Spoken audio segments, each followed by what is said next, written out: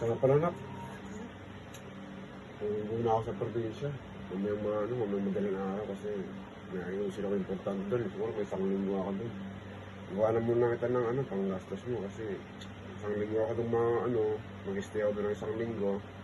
Kasi yung bahay sa probinsya, masira yung bubong, yung bumagyo. Ito nga pala, 2,000 na Shopee, yung kami sa Shopee.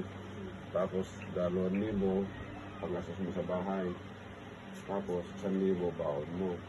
Pangawos mo yun, isang kumirenda mo yan. Kailangan ko lang makauwi na kumamaya, madaling araw.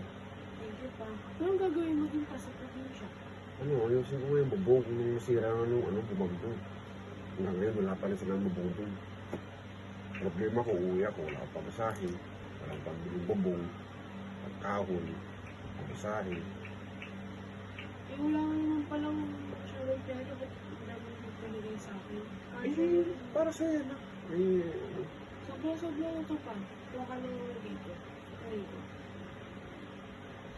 Hindi, sa'yo na. Hindi. Akala niyan para sa'yo. Okay lang yan.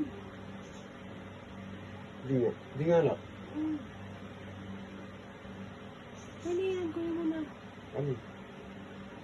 Sa'yo yun. Okay na lang yan. Ano yun para sa'yo? Laki na Para gagawin may sa'yo ano dun. kayo. Kung budget kayo, pabili mo rin ng materials. Hindi nga, bibigyan sa akin yan. Ano nga? Wala ka ng paggastos. Meron yan.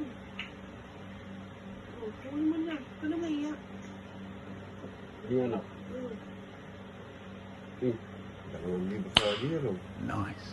Kamasahin ko 1,000. Wala pang pangkakoy ito na. Kunin mo na rin ito. Okay na ito mo. Pangkakoy, pang euro, pamasahe. Hindi nga lang. Paano yan?